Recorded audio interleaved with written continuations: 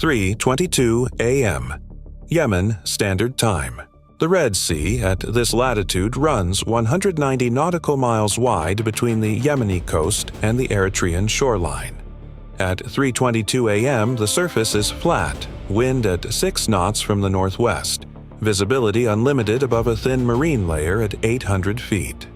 The carrier strike group is operating 140 nautical miles west-northwest of the Yemeni port of Houthi. Close enough to maintain efficient strike radius into the theater, far enough to create meaningful intercept geometry for inbound threats. That geometry calculation had been validated against every threat category the intelligence community had modeled for the Red Sea corridor. It had not been validated against 143 of them simultaneously. At 3:22 AM, the Houthi Armed Forces Missile and Drone Command activated a launch sequence from 8 separate positions across the Houthi and Hajjah governorates of western Yemen.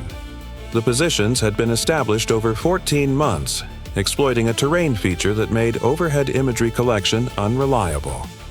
The Yemeni coastal mountains ran parallel to the Red Sea at distances of 12 to 40 kilometers, creating valleys whose orientation blocked the approach angles of the reconnaissance satellites whose passes the Houthi technical staff had been tracking and recording with commercial scheduling software available to anyone with an internet connection. They had timed their preparation specifically around those passes. The valleys were full of hardware that no satellite had imaged. 91 Shahed 136 loitering munitions lifted from improvised rail launchers in 6 of those valleys between 3:22 AM and 3:24 AM. The Shahed 136 was an Iranian-designed one-way system, a delta-wing platform powered by a 50 cubic centimeter piston engine, carrying a 40-kilogram shaped charge warhead with a range of approximately 2,000 kilometers and a cruise speed of 185 kilometers per hour. At 185 kilometers per hour, it was the slowest threat the carrier group's defensive systems had ever been asked to engage at scale. It was also, per unit, the cheapest, assessed production cost approximately $20,000 each. 91 of them represented a $1.8 million investment.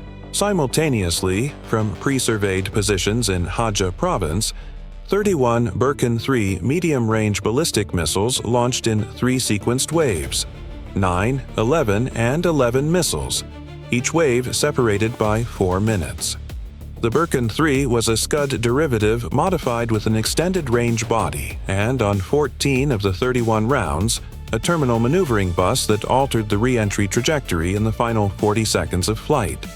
The maneuvering bus had been identified by U.S. intelligence analysis 6 months earlier. Its intercept implications had been wargamed. The wargame results had been used to justify the repositioning of an additional Aegis destroyer to the Red Sea Patrol area 3 weeks prior.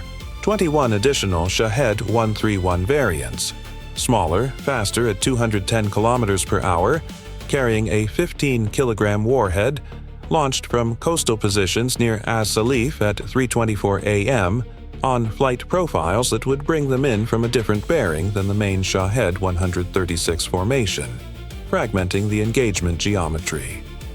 Total first wave, 91 Shahed 136 loitering munitions, 21 Shahed 131 variants, 31 Burkan 3 ballistic missiles, 143 weapons inbound toward the carrier strike group from 3 separate bearings, at 3 separate speeds, at 3 separate altitudes.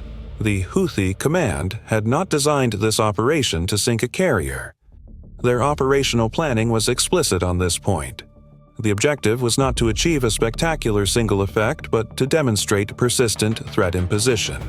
That the Red Sea corridor was operationally contested, that U.S. naval power projection in this theater carried a measurable cost per day of operations, and that the cumulative economics of defending against mass drone salvos would eventually make sustained carrier presence in this corridor politically and logistically untenable. Their planning document, fragments of which would later be recovered from a command node, calculated a minimum operational effect threshold of 4 confirmed hits anywhere on any U.S. vessel, with the additional objective of expending a sufficient quantity of U.S. interceptor inventory to require one vessel to withdraw for resupply before completing its scheduled patrol. The economic logic underpinning their calculation was precise. A Shahed 136 cost $20,000. An SM-2 surface-to-air missile cost $400,000. An SM-6 cost $4.3 million. An ESSM cost $1.1 million. If the U.S. defensive response to a $1.8 million Shahed 136 salvo consumed $30 million in interceptors, the exchange ratio was 1 to 16.7 in the Houthi command's favor. Sustain that exchange ratio across enough sorties and the economics of the campaign shifted. Every carrier group departure for resupply was a visible metric. Every interceptor expenditure report was a line item in a budget that had to be justified.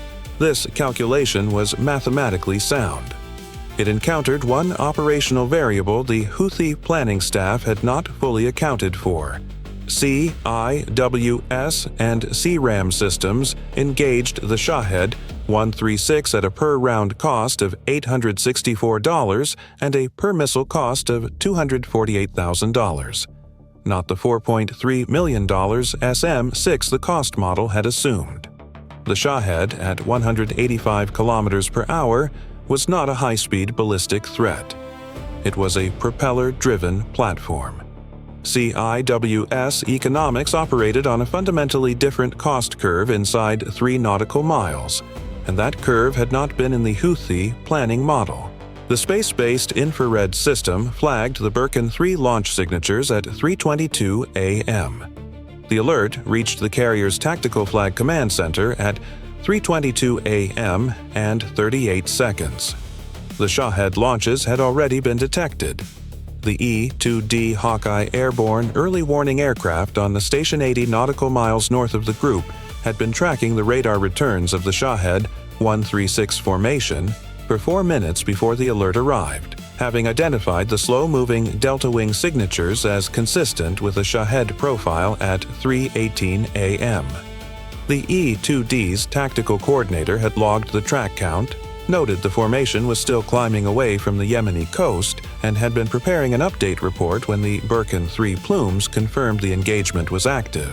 The tactical coordinator on the E-2D was 34 years old, a lieutenant commander on her second Red Sea deployment. She had logged 61 previous Shahed tracking events in this deployment alone. Most had turned back, 2 had been engaged by escorts, none had reached the carrier group in a formation above 20 platforms. At 3:22 a.m., her display showed a formation of 112 Shahed-class contacts in a dispersed pattern spanning 40 nautical miles of front with 31 ballistic tracks climbing above them. She had trained for this number in simulation. This was the first time the simulation numbers had appeared on a live display. She transmitted the threat picture to the carrier flag bridge in 11 seconds and kept her voice at the same cadence she used for every other report. The flag bridge watch officer later noted in his debrief that her tone was the first indicator that the situation was manageable.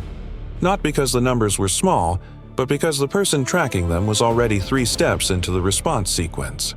Engagement authorization was pre-delegated for this theater and this threat category. The carrier group commander did not need to make a decision. The system began allocating interceptors before he had finished reading the threat display. The engagement architecture for a mass Shahed salvo was different from ballistic missile defense. The Birkin 3 tracks were assigned to SM-2 Block 3B and SM-6, the ballistic missile defense layer, engaging in mid-course and terminal phase. The Shahed 136 and Shahed 131 formations were assigned to a tiered sequence: SM-2 for tracks beyond 10 nautical miles, ESSM for tracks between 3 and 10 nautical miles, SeaRAM and CIWS for tracks inside 3 nautical miles. The engagement authority had been preset. The fire control systems were already cycling.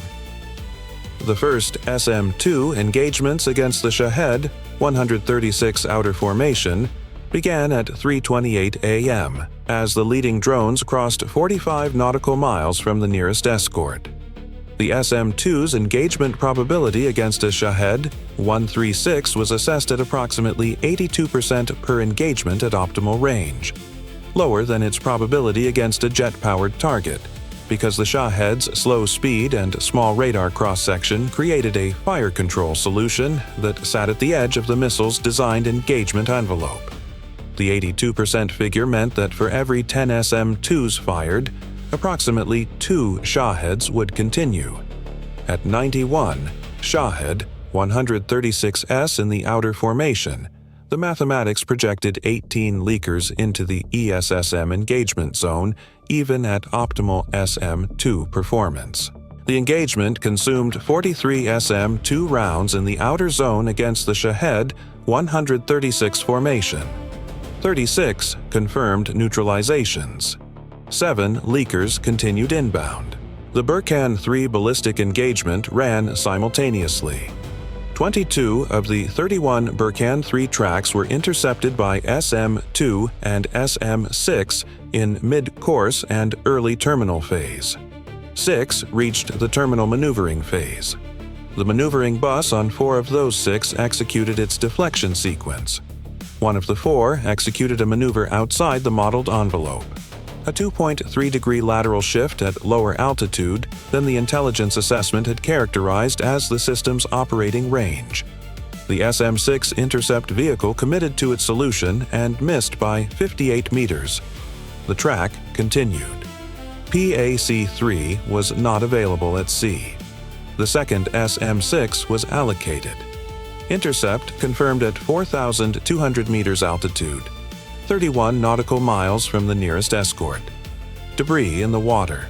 4 Burkhan 3s with maneuvering bus activated required 2-round engagements. 1 required 3 rounds before the intercept vehicle achieved proximity parameters sufficient for warhead defeat. By 3:41 a.m., all 31 Burkhan 3 tracks had been neutralized or were assessed as non-functional. The ballistic engagement had consumed 47 SM-2 and SM-6 rounds against 31 targets, an average of 1.52 interceptors per target, driven by the maneuvering bus encounters. By 3:28 a.m., the United States had already expended $31.4 million in SM-2 and SM-6 interceptors.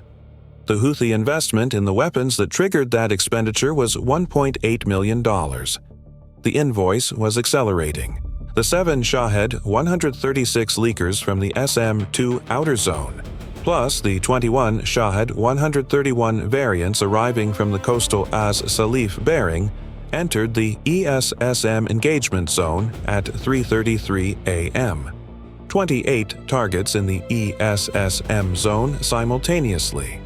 The 2 escorts covering the eastern approach expended their ESSM allocation at maximum cycle rate.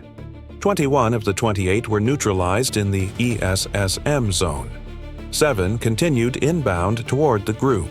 At 3:36 a.m., 7 Shahed-class contacts were inside 3 nautical miles of the formation. SeaRAM and CIWS systems on the carrier, the cruiser, and 2 destroyers activated simultaneously.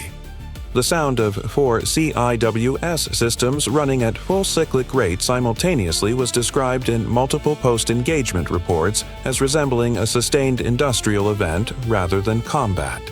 A mechanical register that was felt in the chest cavity before it was processed as a threat response. 5 of the 7 close-in contacts were neutralized at ranges between 400 and 1,800 meters. 2 penetrated through the inner defensive layer. The first penetrator was a Shahed 136 that had taken an evasive azimuth change at 4 nautical miles. Not a programmed maneuver, but a route deviation caused by a partial navigation system malfunction that accidentally placed the platform outside the primary CIWS engagement cone. The fire control system reacquired the track and re-engaged. The re-engagement was 1.1 seconds slower than the standard acquisition cycle. 1.1 seconds at a CIWS engagement geometry of 400 meters represented 22 meters of additional target travel. The second burst connected. The Shahed detonated 180 meters from the carrier's port sponson. Fragments impacted the sponson structure and one antenna array. 3 flight deck crew received minor fragment injuries from the secondary debris field. The carrier's flight operations were uninterrupted. The second penetrator was a Shahed 131 variant that had descended to 80 meters altitude at 6 nautical miles, below the SeaRAM's optimum engagement floor and requiring CIWS engagement in its place. The CIWS on the destroyer assigned to that sector had expended 61% of its ready load against earlier targets in the engagement sequence. It engaged the Shahed 131 with its remaining ammunition. The burst connected at 210 meters. The Shahed's warhead functioned on impact with the sea surface at 190 meters off the destroyer's bow. The detonation water column reached the destroyer's foredeck. No structural damage. No personnel injuries. 2 penetrators. 0 confirmed hull hits on U.S. naval vessels. 3 minor personnel injuries. By 3:39 a.m., 17 minutes after the first Houthi launch, the defensive engagement phase was complete. The group had expended 43 SM 2 rounds against Shahed 136 outer formation, 47 SM 2 and SM 6 rounds against Birkin 3 ballistic tracks, 21 ESSM rounds against inner formation, 340 RAM rounds, and approximately 6,800 CIWS 20mm rounds. Total defensive munitions expenditure cost $61.7 million. Total Houthi weapons investment that triggered it, approximately $4.2 million for the full-mix salvo, including the Birkin 3 systems. Exchange ratio 1 to 14.7 in the Houthi command's favor on raw cost.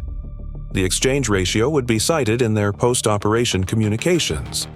It would not change the operational outcome. The cruiser's SM-2 ready load was at 31%. One destroyer's ESSM cells required resupply before the next engagement cycle. The group's sustained engagement capacity had been measurably reduced. This was the Houthi command's secondary objective, and they had achieved it. The CENTCOM counter-operation execute order was transmitted at 3:29 a.m., 7 minutes after the first Houthi launch, 10 minutes before the engagement phase completed. The target list for a Houthi counter-operation was structurally different from every other theater in this framework. The adversary had no fixed military bases in the conventional sense, no airfields defending fighter aircraft, no naval facilities berthing capital ships, no hardened missile silos. What it had was a distributed network of improvised launch infrastructure. The valleys, the rail launcher positions, the fuel storage and assembly points, interspersed with civilian terrain in a mountainous coastal region where the distinction between a weapons storage facility and an inhabited building was frequently a matter of meters rather than kilometers. The targeting discipline required was the most stringent of any scenario the CAOC had processed. Every aim point required independent legal review above the standard execute delegation. Of the 61 aim points in the initial package, 14 were removed or held pending additional imagery confirmation. The 47 approved aim points represented targets where the intelligence picture was clear, collateral distance was within authorized parameters, and military value justified immediate engagement. The U.S. had expended $61.7 million in the defensive sequence. The 47 aim points represented the infrastructure the Houthi command would need to reconstitute and reemploy for a subsequent salvo. The disruption cost was $61.7 million plus whatever the counter-operation munitions cost. The resupply timeline for the carrier group's interceptor inventory was measured in weeks. The Houthi command's resupply timeline for Shahed 136 platforms, sourced through the IRGC logistics chain through Yemen's northwestern border, was assessed at 3 to 5 days. This was the fundamental arithmetic of the Red Sea corridor that made it different from every other theater. The adversary could regenerate faster than the defender could resupply. F/A-18E Super Hornets launched at 3:31 a.m., armed with JSOW glide weapons and Mark 82 precision-guided munitions assigned to the launch valley positions in Houthi and Hajj governorates. Flight time to the nearest target set, 22 minutes. The P-8 Maritime Patrol aircraft that had been tracking the Shahed formations before launch had already transmitted updated position coordinates for the valley launch sites. Coordinates refined from the thermal signatures of the rail launcher motors that had fired in the 3:22 a.m. sequence and had not yet fully cooled. B-52 H Stratofortress aircraft holding airborne alert 600 nautical miles northwest of the theater since 10 p.m. received their strike packages at 3:31 a.m.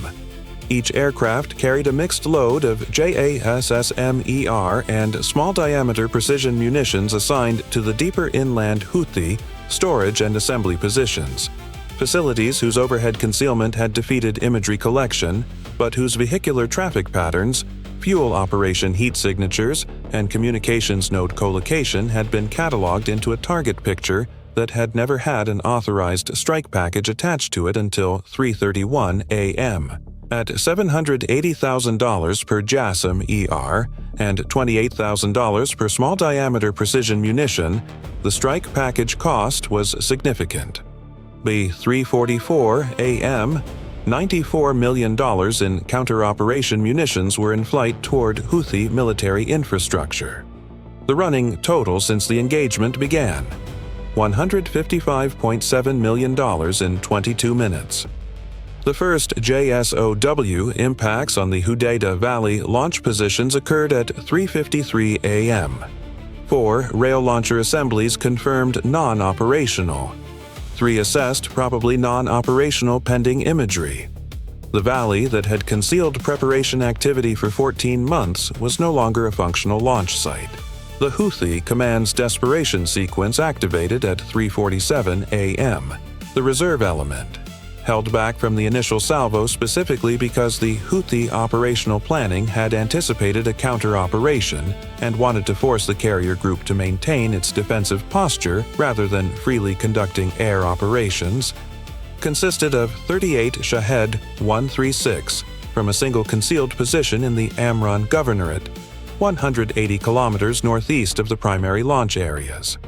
A position not in the pre-strike intelligence picture. A position that had been prepared under communications silence, using only personnel who had not been in contact with the primary Houthi network.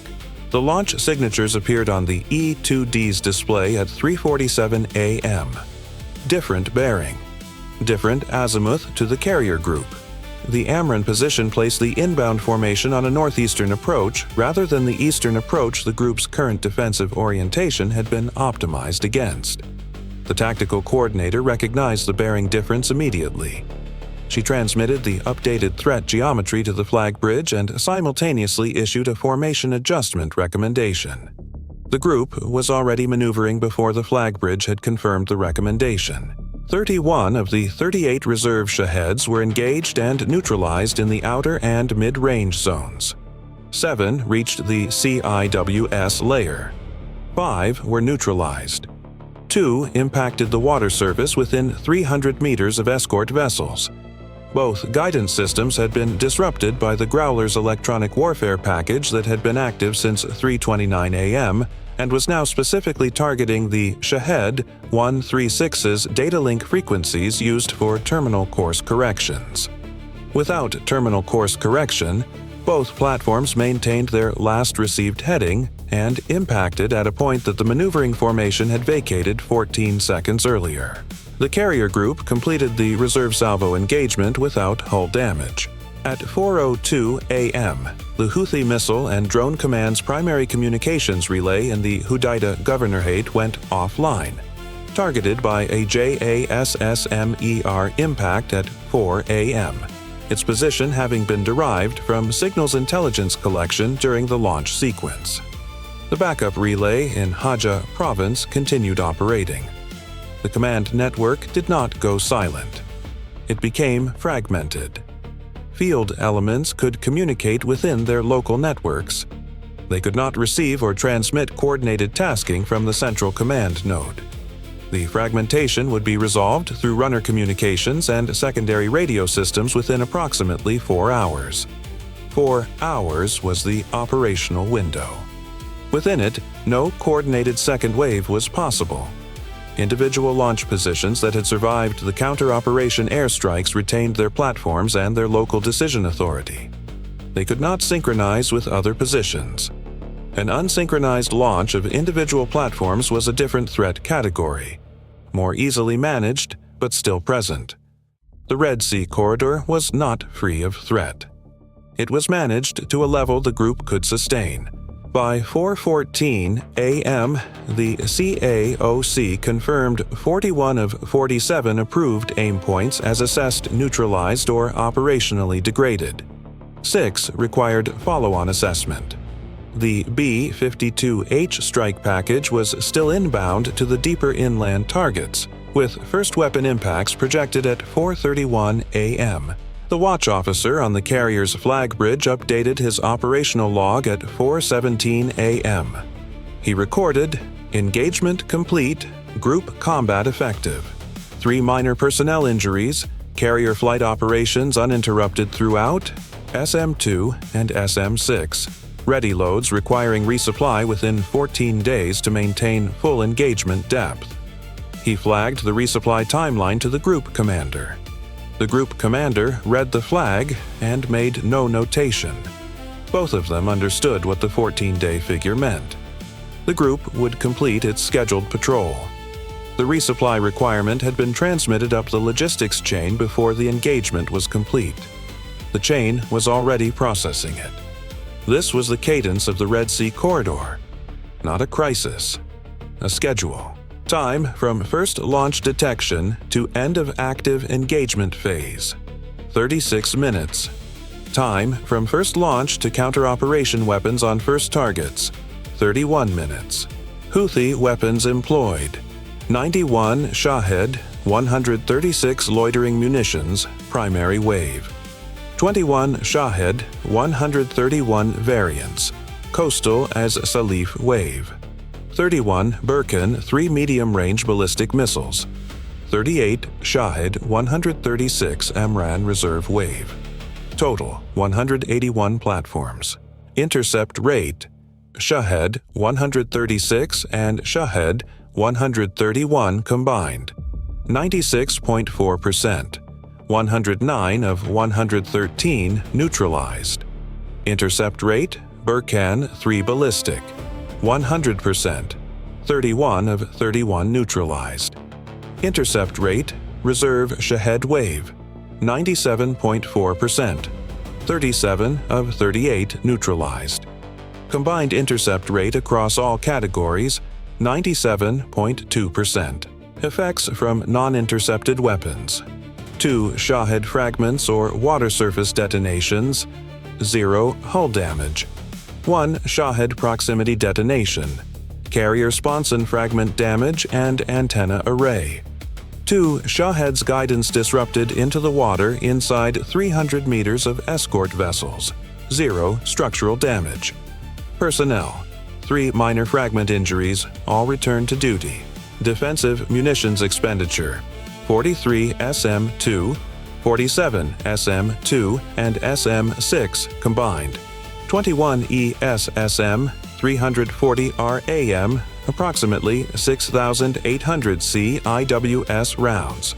Total defensive munitions cost $61.7 million against a $4.2 million Houthi investment.